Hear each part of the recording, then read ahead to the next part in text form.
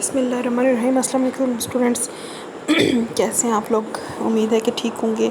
आज हमारा जो नेक्स्ट टॉपिक है जो हम लोगों ने करना है वो है क्लासिफिकेशन ऑफ प्रोटीन्स। हम प्रोटीन्स को ही कंटिन्यू कर रहे थे, तो ये नेक्स्ट हमारा जो है वो सब टॉपिक जो है वो आ रहा है। अब हमने स्ट्रक्चर देखा था प्रोटीन का, कि प्रोटीन का स्ट्रक्चर जो है वो किस तरह का होता है। तो हम उसको डिवाइड करते हैं 4 लेवल्स के अंदर। प्राइमरी स्ट्रक्चर है, सेकेंडरी है, टर्शरी है, क्वाटरनरी स्ट्रक्चर है। अब हम देखते हैं कि हम प्रोटीन को उनकी शेप की बेस पे और उनकी डिफरेंट करेक्टरिस्टिक्स की बेस पे जो है उनकी डाइवर्सिटी की बेस पे, स्ट्रक्चर की बेस पे जो है ना, हम प्रोटीन को फर्दर जो है वो 2 कैटेगरीज़ के अंदर डिवाइड करते हैं। पहले हमने स्ट्रक्चर के लिहाज से बात की थी, अब हम जो है वो उनकी स्ट्रक्चर के लिहाज से ही हम प्रोटीन को फर्दर जो है वो डिफ़ाइन कर रहे हैं। ठीक है, क्योंकि आपने जो पीछे स्ट्रक्चर पढ़ा कि प्रोटीन जो है वो प्राइमरी स्ट्रक्चर भी शो करती हैं, कुछ जो है सेकेंडरी स्ट्रक्चर शो करती हैं। तो अब बेसिकली वो वाले जो स्ट्रक्चर हैं वो किन किन कैटेगरीज़ के अंदर फॉल करते हैं, हमने वो देखने हैं। तो वैसे आपका जो हमने लास्ट लेक्चर देखा था प्रोटीन के स्ट्रक्चर, ये एज अ लॉन्ग क्वेश्चन के बारे में आता है, जिसमें आप लोगों ने लिखना होता है प्राइमरी, सेकेंडरी, टर्शरी, क्वाटरनरी के बारे में। ठीक है, और ये जो आज हम पढ़ेंगे ये शॉर्ट में भी आ सकता है और ये जो है वो लॉन्ग में भी आ सकता है। तो चलें स्टार्ट करते हैं। प्रोटीन की फर्दर जो क्लासिफिकेशन है, इसकी 2 क्लासेस जो हैं वो कौन कौन सी हैं। एक है फाइब्रस प्रोटीन और दूसरी है ग्लोब्यूलर प्रोटीन। तो अब हम कहते हैं कि फाइब्रस प्रोटीन, नाम से ही पता चल रहा है कि ये प्रोटीन ऐसी होंगी जो कि जिनकी जो स्ट्रक्चर है वो क्या होगा, फाइबर पे कंसिस्ट कर रहा होगा, यानी फाइबर लाइक होगा, थ्रेड लाइक होगा, इलोंगेटेड शेप में जो है वो क्या करेगा, कंसिस्ट करेगा। अच्छा, अब हम इसको देखते हैं कि इसमें क्या होता है कि एक या एक से ज़्यादा जो हैं वो पॉलीपेप्टाइड चेन्स होती हैं और वो फाइब्रिल्स की फॉर्म होती हैं। फाइब्रिल्स जैसे कि थिन आप कह लो, थ्रेड की फॉर्म में, इलोंगेटेड फॉर्म में जो हैं वो क्या होती हैं, मौजूद होती हैं। अब इस क्लास के अंदर कौन सी जो प्रोटीन का स्ट्रक्चर है वो लाई करता है, तो वो होती हैं सेकेंडरी स्ट्रक्चर, जो आपने पीछे पढ़ा था सेकेंडरी स्ट्रक्चर, जिसमें अल्फा हेलिक्स और बीटा प्लेटेड शीट आती हैं। तो वो वाले जो स्ट्रक्चर हैं वो इस क्लास को जो है वो फॉलो करते हैं। उनमें जो प्रोटीन्स आती हैं वो इस कैटेगरी की होती हैं।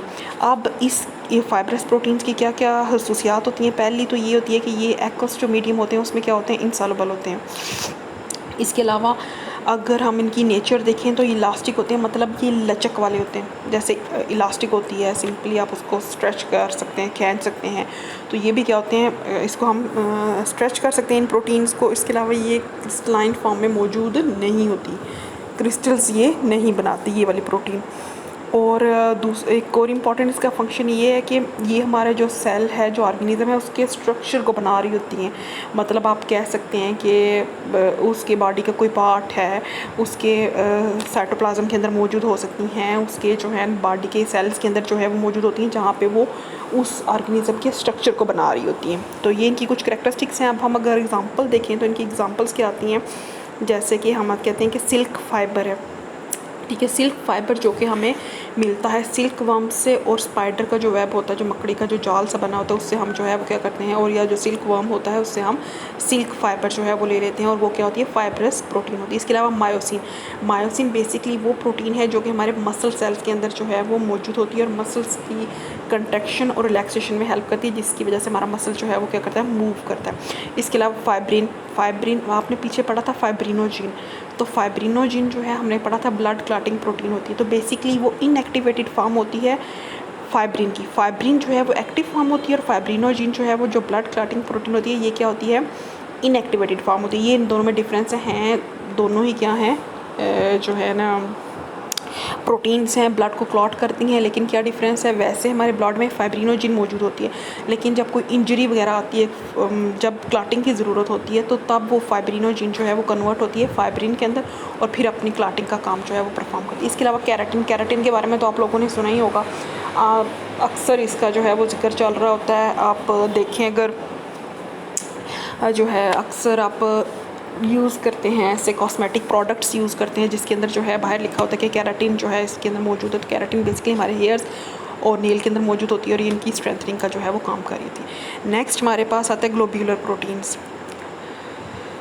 ग्लोब्यूलर प्रोटीन्स की हम बात करते हैं तो हम कहते हैं कि जैसे फाइब्रस प्रोटीन क्या हैं, वो इलोंगेटेड थी, फाइब्रस की फॉर्म में थी, थिन थ्रेड की फॉर्म में मौजूद है। जबकि ग्लोब्यूलर हम नाम से ही पता चल रहा है कि दीज आर द राउंड, ठीक है, ये स्फेरिकल फॉर्म में होंगी, गोलाई की शक्ल में जो है ये क्या होंगी, मौजूद होंगी। मतलब इसमें जो पॉलीपेप्टाइड जो चेन्स होंगी वो बजाय इसके कि वो सीधी मौजूद हों तो वो एक दूसरे के ऊपर क्या होती हैं, क्वाइल हुई होती हैं, ठीक है। और उन्होंने एक बॉल लाइक स्ट्रक्चर, एलिप्सॉइडल स्ट्रक्चर, मतलब एक राउंड सा स्फेरिकल सा स्ट्रक्चर क्या किया होता है, बनाया होता है। अब इनमें ज़्यादातर प्रोटीन जो आती हैं वो होती हैं टर्शियरी प्रोटीन, ठीक है। अगर आपको याद आ रहा हो पिछला लेक्चर तो आपने उसमें देखी थी, आपने सेकेंडरी स्ट्रक्चर में आपने एक स्ट्रक्चर मैंने डायग्राम दिखाई थी आपको, तो आपको वो सीधी नज़र आएगी या हेलिकल फॉर्म में नज़र आती है, ठीक है। मतलब वो हेलिकल फॉर्म में होती हैं, समझ आ रही है। एक ही चिप चेन हो सकती है, एक ही इससे ज़्यादा भी हो सकती है। जबकि अगर हम ग्लोब्यूलर प्रोटीन की बात करें और टर्शियरी स्ट्रक्चर की बात करें तो आपने जैसे टर्शियरी स्ट्रक्चर में पढ़ा था हीमोग्लोबिन की जो है वो पीछे डायग्राम भी दी हुई है पिछले लेक्चर में, तो आपने उसमें देखा होगा कि उसमें जो चेन्स हैं वो एक दूसरे के ऊपर कॉइल हुई हैं, और जो मैंने जैसे टेलीफोन के वायर की भी एग्जांपल दी थी, तो ये वैसा स्ट्रक्चर जो है वो बनाती हैं। तो टर्शियरी स्ट्रक्चर इसमें इंपॉर्टेंट है। अब इसके करैक्टरिस्टिक्स सुनिए कि रिवर्स है जो हमने फाइब्रस पढ़े हैं। एक तो ये है कि ये एक्वस मीडिया के अंदर सॉल्युबल होती हैं, डिज़ोल्व हो जाती हैं। जैसे कि हमारे पास कोई एसिड है, कोई बेस है, जब हम उसको सोल्यूशन मिलाते हैं और उसमें ये प्रोटीन्स ऐड करेंगे तो ये उसके अंदर डिज़ोल्व हो जाएंगी, और ये क्या होती है, इनको हम जो है क्रिस्टलाइज फॉर्म में भी कन्वर्ट कर सकते हैं। और एक और इम्पॉर्टेंट बात इसकी ये है कि ये अपने इन्वायरमेंट के ऊपर बड़ी डिपेंडेंट होती है कि अगर हम इनके इन्वायरमेंट को चेंज कर दें तो इससे इनकी जो शेप है वो क्या हो जाती है, चेंज होती है। आप एग्जांपल्स अगर आप लोग देखें तो इसमें हम कहते हैं कि एंजाइम्स हैं, एंटीबॉडीज़ हैं, हार्मोन्स एंड हीमोग्लोबिन। अगर फर्स्ट मैं एंजाइम्स की आपको बताती हूँ, आपने पढ़ा होगा कि एंजाइम्स मतलब एक स्पेसिफिक टेम्परेचर पे वर्क करते हैं। अब टेम्परेचर क्या है, उसका एक एक्सटर्नल इन्वायरमेंट है, एक फ़िज़िकल इन्वायरमेंट आ रहा है। अब अगर हम टेम्परेचर बढ़ाएंगे तो वो क्या होगा कि उसके जो है ना एंजाइम का स्ट्रक्चर वो ब्रेक डाउन होना शुरू हो जाता है, ठीक है, जिसकी वजह से एंजाइम की जो शेप है वो क्या हो जाती है, डिसऑर्गेनाइज हो जाती है, ख़राब हो जाती है। तो यही हम रूल अप्लाई करते हैं कि जब एंटीबॉडीज़ होती हैं जो हमारे ब्लड के अंदर जो प्रोटीन्स प्रोड्यूस होती हैं डिफेंस सिस्टम में, तो वो भी ऐसी ही होती है कि अगर उनको प्रॉपर जो है ना उनके फिजिकल और फिजियोलॉजिकल इन्वायरमेंट ना मिले तो वो क्या हो जाती हैं, डी शेप हो जाती हैं। हार्मोन्स भी ऐसे ही होते हैं, हीमोग्लोबिन जो प्रोटीन है हमारे ब्लड के अंदर वो भी ऐसा ही इसका रोल होता है। तो ये जो क्वेश्चन है ये शॉर्ट में भी आता है और एज अ लॉन्ग में भी आता है। जब आपको यही बेसिकली पूछा जाता है कि कंपेयर करें, डिफरेंस करें, ये क्लासिफिकेशन आप प्रोटीन पे जो है वो नोट लिखें। तो जब भी आप कंपैरिजन का क्वेश्चन करते हैं, डिफरेंशिएशन का करते हैं, तो दरमियान में लाइन लगा कर पॉइंट्स की फॉर्म में जो है वो लिखा करें। नेक्स्ट हमारे पास जो आ रहा है ये भी जो है इंटरेस्टिंग जो है टॉपिक है न्यूक्लिक एसिड। अब आपने ये बात याद रखनी, हम जो है वो मॉलिक्यूल्स पढ़े, हमने पढ़ा भाई कार्बोहाइड्रेट्स पढ़ा है, हमने लिपिड्स पढ़ा है, हमने प्रोटीन्स पढ़ा है, और अब हमारे न्यूक्लिक एसिड जो कि मेजर, ये सारे जो है ये मेजर कंपाउंड्स हैं जो कि हमारी बॉडी के अंदर, ऑर्गेनिजम्स की बॉडी के अंदर मौजूद होते हैं। न्यूक्लिक एसिड की बात करते हैं तो न्यूक्लिक एसिड के नाम से आपको पता चल रहा होगा कि इसमें क्या आता है, DNA आता है और RNA आता है। अब हम जब न्यूक्लिक एसिड की बात करते हैं तो सबसे पहले न्यूक्लिक एसिड कैसे डिस्कवर हुआ, तो सबसे पहले एक साइंटिस्ट था एफ मिस्चर, ठीक है, उसने 1869 के अंदर इसको जो सेल होते हैं ना पास सेल्स के न्यूक्लियाई से, मतलब जो पास सेल होगा ना उसका जो न्यूक्लियस होगा, उस न्यूक्लियस में से उसने क्या किया था, इनको फर्स्ट टाइम जो है वो आइसोलेट किया गया था।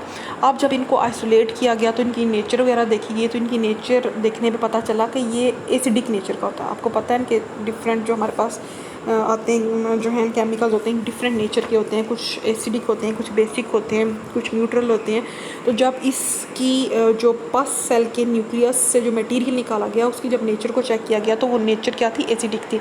इसी वजह से इसको नाम दिया गया था न्यूक्लिक एसिड का। तो ये आप लोगों ने बात याद रखनी है, क्योंकि ये तो एक तो न्यूक्लियस से लिया गया था मटेरियल, दूसरा इसकी एसिड जो है वो क्या थी, इसकी नेचर जो है वो क्या थी, एसिडिक थी। That is why this is known as nucleic acid. अब हम बात करते हैं न्यूक्लिक एसिड की, तो न्यूक्लिक एसिड की दो टाइप्स होती हैं, DNA और RNA। DNA stands for the D oxy ribo nucleic acid and RNA ribo nucleic acid. अब हम बात करें प्रेजेंस की, भाई कि ये मौजूद आखिर कहाँ पे होता है, तो DNA का आपको पता होगा कि कहाँ पे मौजूद होता है, हमारे जो सेल्स होते हैं, सेल्स हमारे के अंदर न्यूक्लियस मौजूद होता है, न्यूक्लियस के अंदर क्या मौजूद होते हैं, क्रोमोसोम्स मौजूद होते हैं। क्रोमोसोम्स जो थ्रेड लाइक स्ट्रक्चर होते हैं तो वो बेसिकली कंपोज होते हैं DNA और प्रोटीन से। तो DNA हमारे न्यूक्लियस के अंदर मौजूद हुआ। इसके अलावा वैसे तो न्यूक्लियस के अंदर मौजूद होता है, ये आप लोग को पता है, लेकिन इसके अलावा कुछ ऑर्गेनेलीज ऐसी हैं हमारे सेल्स के अंदर जिनके अंदर DNA मौजूद होता है। ऑर्गेनेलीज़ के अंदर वैसे डीएनए मौजूद नहीं होता, लेकिन कुछ ऑर्गेनेलीज़ ऐसी हैं जिनमें डीएनए मौजूद होता है। जैसे कि एनिमल सेल्स के अंदर वो आ जाता है माइटोकॉन्ड्रिया, जो कि एनर्जी प्रोड्यूसिंग सेल है, ऑर्गेनेली है, उसमें अपना डीएनए मौजूद होता है। इसके अलावा क्लोरोप्लास्ट जो कि प्लांट्स के अंदर होता है और फोटोसिंथेसिस के प्रोसेस में इन्वॉल्व होता है, उसके अंदर क्या होता है, अपना डीएनए मौजूद होता है। अब हम आरएनए की बात करते हैं कि आरएनए जो है वो बेसिकली कहाँ पे मौजूद होता है। तो अगर आपको याद हो, आपने वैसे पढ़ा भी हुआ होगा पीछे के हमारी जो ऑर्गेनिज़म है, एनिमल सेल है, तो एनिमल सेल की अगर हम बात करें तो वहाँ पे क्या है, न्यूक्लियस है। न्यूक्लियस के अंदर डार्कली स्टेन्ड बॉडीज़ मौजूद होते हैं, मतलब और भी बॉडीज़ मौजूद होती हैं न्यूक्लियस के अंदर, जिनको हम कहते हैं न्यूक्लियोलस या न्यूक्लियोलाई हम बोलते हैं। न्यूक्लियोलस सिंगुलर होता है, न्यूक्लियोलाई प्लूरल होता है।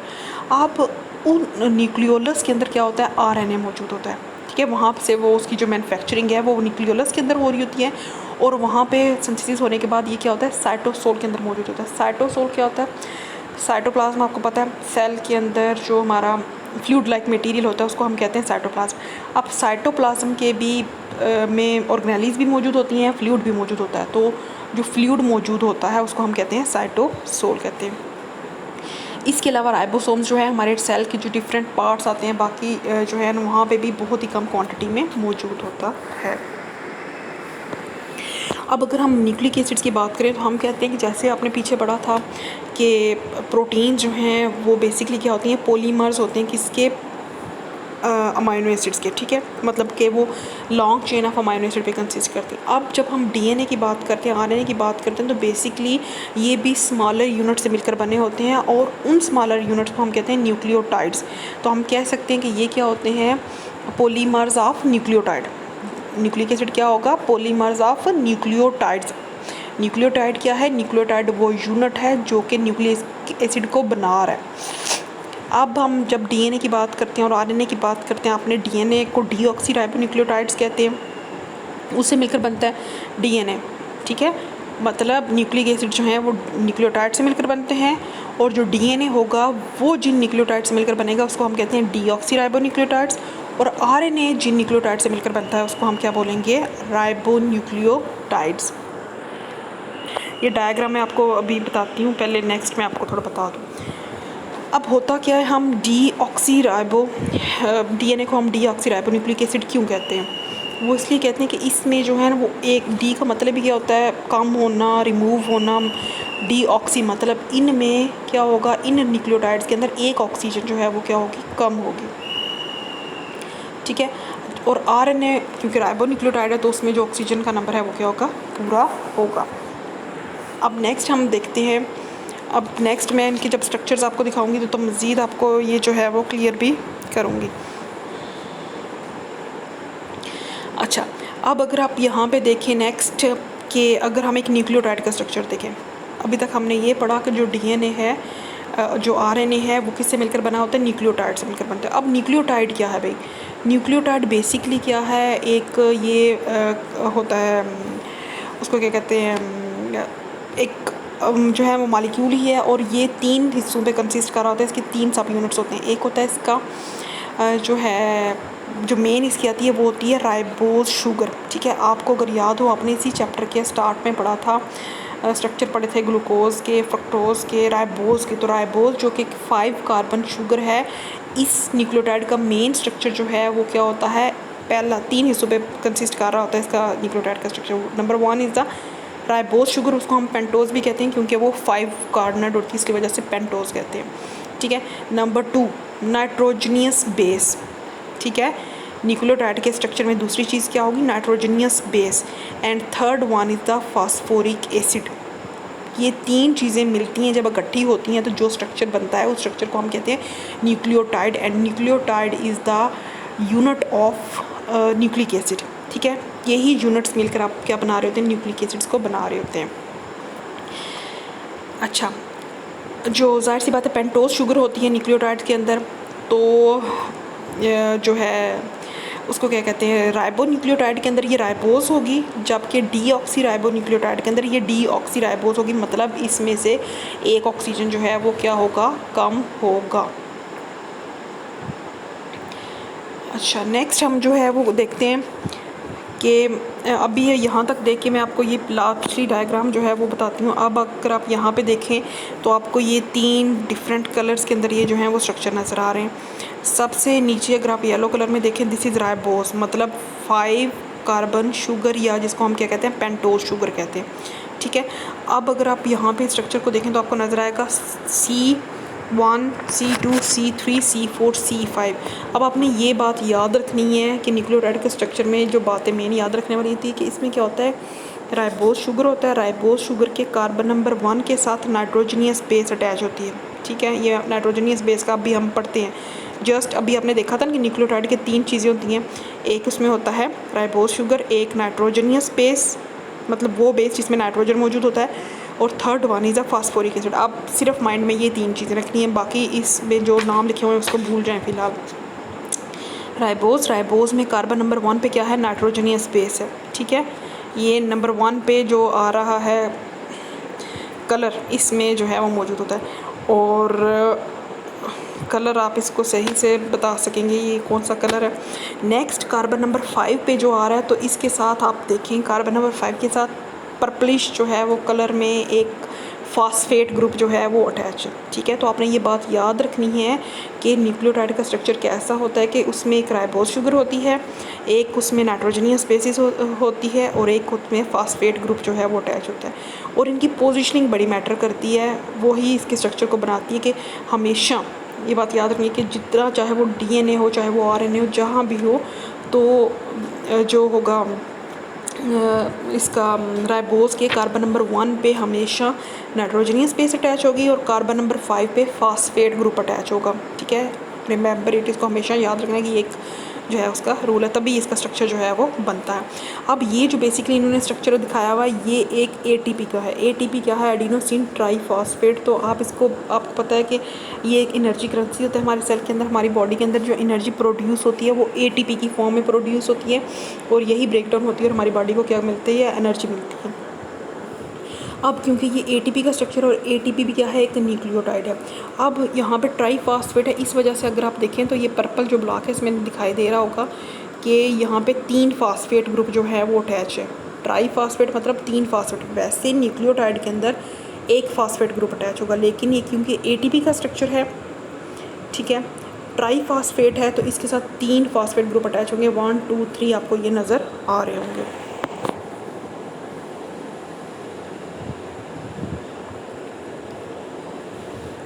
अच्छा, नेक्स्ट जो है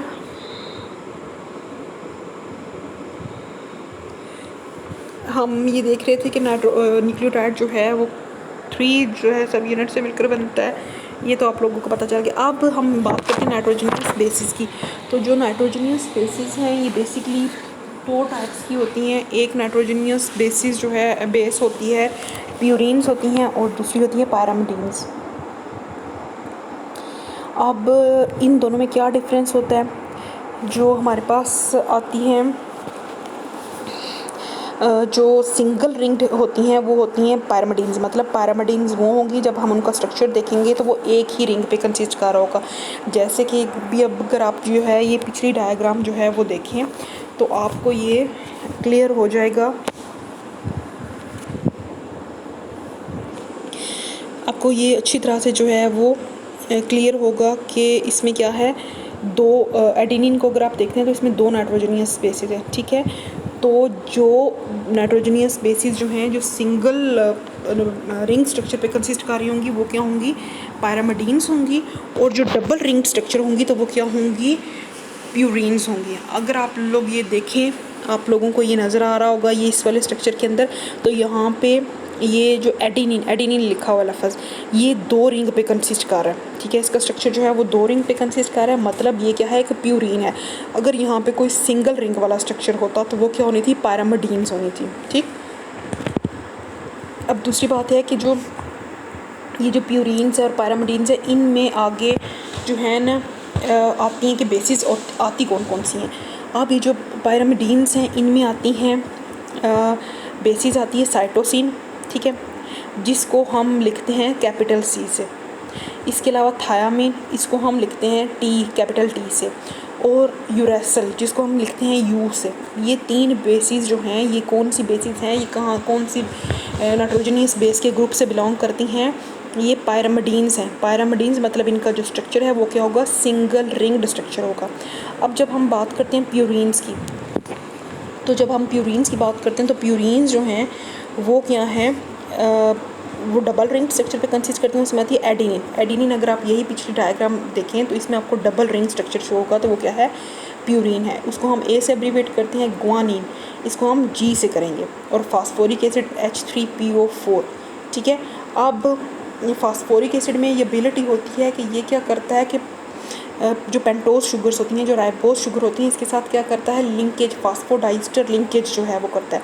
फास्फोडाइस्टर लिंकेज मतलब कि क्या होगा कि इसमें आपस में जो है एक न्यूक्लियोटाइड जो है उसका कार्बन जो है उसके साथ जो फॉस्फेट अटैच है वो दूसरे के साथ क्या कर सकता है? बॉन्डिंग कर सकता है। इसको हम कहते हैं ईस्टर लिंकेज, फास्फोडाइस्टर लिंकेज। अब जैसे कि मैं बता रही हूँ कि ये जो फास्फोरिक ग्रुप है, इसमें मैंने कहा कि फास्फोरिक ग्रुप जो है ये एक न्यूक्लियोटाइड को दूसरे न्यूक्लियोटाइड के साथ क्या कर रहा होता है? कंबाइन कर रहा होता है।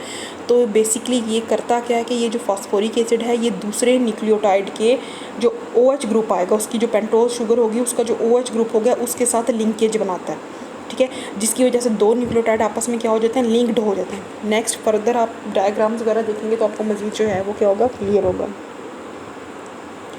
नेक्स्ट जो है हमारे पास आता है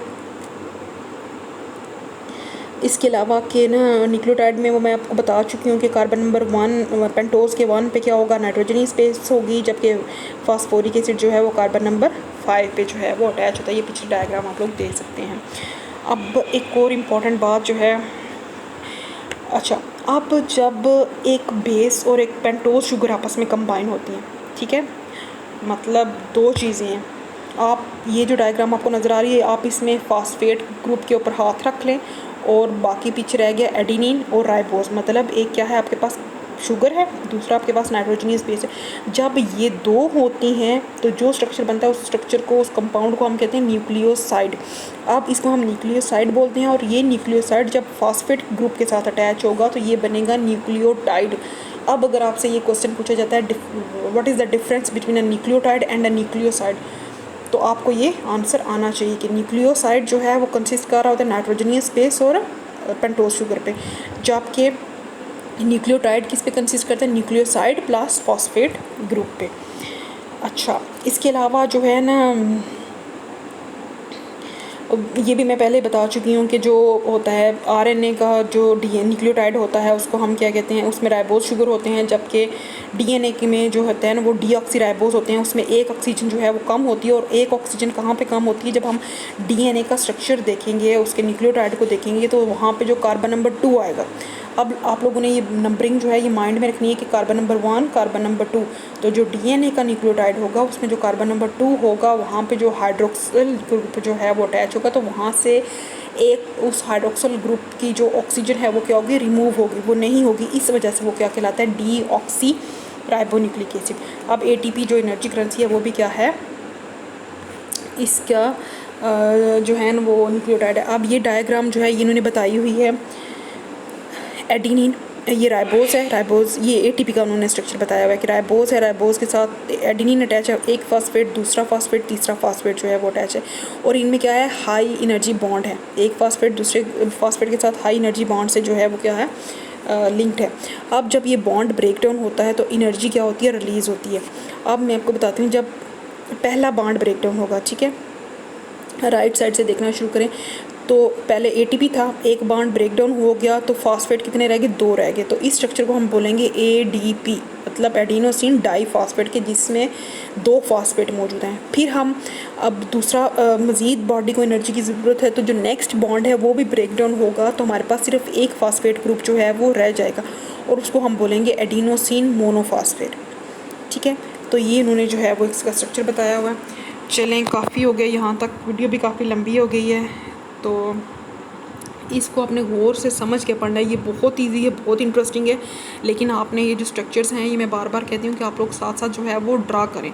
ये पोजीशनिंग का आपको पता होना चाहिए, न्यूक्लियोसाइड क्या है, न्यूक्लियोटाइड क्या है, ये तो भी उन्होंने जस्ट न्यूक्लियोसाइड का बेसिक जो कॉन्सेप्ट है वो दिया है। तो आपने इसको अच्छी तरह से जो है वो प्रिपेयर करना है। ये स्ट्रक्चर वगैरह बनाने हैं, पता होना चाहिए आपको कि ये क्या क्या है, प्यूरीन्स क्या हैं, पैरामीडीन्स क्या है, मतलब ईच एंड एवरीथिंग आपको जो है वो पता होना चाहिए।